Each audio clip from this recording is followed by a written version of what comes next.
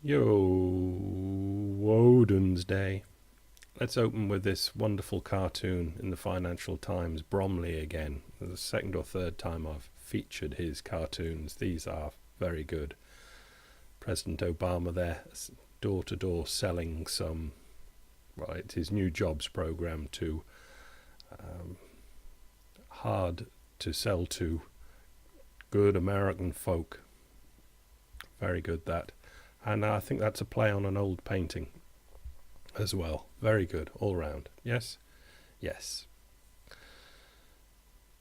It's good to appreciate things like that, isn't it? I mean, it's a simple cartoon, but it is just so it tells an awful lot with those brush strokes. Very clever. Anyway, it was Clive Crook, a bold bid to reset the presidency. That's obviously this Jobs Act thing.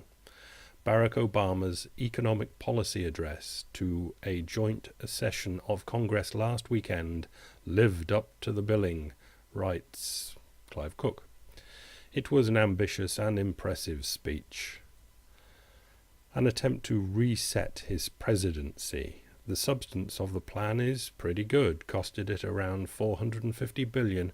It's smaller than the economy needs, but perhaps the most anxious voters can be persuaded to accept. And that's what that cartoon's about. Too small, apparently. How about this? For the world's biggest employers, number one by far is the US Department of Defense. The US needs an awful lot of defending with 3.2 million employees. Chinese Army 2.3, Walmart 2.1, McDonald's 1.7, China National Petroleum Corp 1.7, State Grid of China 1.6, National Health Service in England 1.4, Indian Railways always used to be the biggest employer, was in my old Guinness Book of Records anyway, 1.4, China Post 0.9 and Honhai at 0.8. Interesting? I hope so. Stephen Perlstein in the Washington Post, I think this was, The Magical World of Voodoo Economists. If you came up with a bumper sticker that pulls together the platform of this year's crop of Republican presidential candidates, it would have to be Repeal the 20th Century, Vote GOP. I thought that was quite good. They are an odd bunch. Washington Post again. The White House is sending its jobs bill to Congress today. There will be an announcement in the Rose Garden, not to mention a tour of a Columbus, Ohio school that would benefit from infrastructure programs. But don't expect the package to find a quick and easy path through Congress. The plan might benefit schoolhouses in Ohio, but it poses a threat to the folks in charge of the House in Washington. As one senior House Republican aide told Politico, Obama is on the ropes. Why do we appear ready to hand him a win? That's a cynical question, obviously, but it's also the right question for understanding what's likely to happen next. In other words, they'll stab each other in the back, stabbing the American people in the back at the same time, if necessary. Very worth watching this. It's only a short video, is it 5 minutes of it's Russia Today. But it's Congress for sale. In 2010, lobbyists gave members of Congress $3.5 billion to influence their decisions. Many special interest groups are thought to run the country, but what can Americans do to buy back Congress? RT looks at what it will take for the American people to buy back Congress. Give it a lick. Give it a link. Congressional job approval from Gallup here. Do you approve or disapprove of the way Congress is handling its job?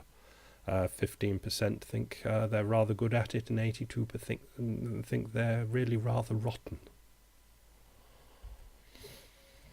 these are the big banks out there. Over on the right, we read down Citigroup, JP Morgan Chase, Bank of America, and Wells Fargo, the survivors. This is the semi-final. Earlier in the competition, we note that it was really the big win over Travelers that got from Citigroup that got Citigroup together. JP Morgan Chase now includes Washington Mutual. Chase Manhattan, obviously, that was the big one for making JP Chase. And Bear Stearns is snuck in there now. Bank of America, the big names to note are Countrywide Financial and Merrill Lynch are in the belly of the buffer. And Wells has digested Wachovia. I thought Wells Fargo was an awfully dreadful bank that should go down when Washington Mutual and Wachovia went, but I've subsequently been finding that although they've got a lot of bad things in them, they actually did quite a lot of good things as well. But, well, that's what's got them through to the semi-finals. Israel approves plan to uproot 30,000 Bedouin. And in the article we read the PROA report, which has been criticised by the Israel Civil Liberties outfit. The Association of Civil Rights in Israel has proposed that as many as 30,000 Bedouin be removed from their homes and villages against their will and for little reason. Removal has been approved by the government according to a report in today's edition of Haaretz. The decision to evacuate as many as 30,000 Bedouin and relocate them to large Bedouin towns such as Rahat, Kuru and Ksafe, with some financial compensation, has been called by some a declaration of war on the Bedouin. It is actually a long time coming in the experience of the Bedouin village of Al-Akarib. Is any indication, the village has been destroyed almost 30 times by Israel in an effort to make way for a new Jewish National Fund forest in its place. Attack of the superweed. New strains resist Roundup.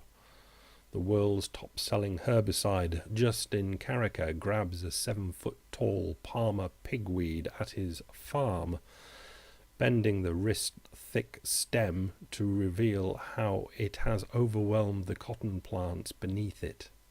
This is no ordinary weed. Over time it has developed resistance to Monsanto's best-selling herbicide, Roundup. Cling, cling, cling, cling, cling. Alarm. Anyone listening? What do you do to get round this?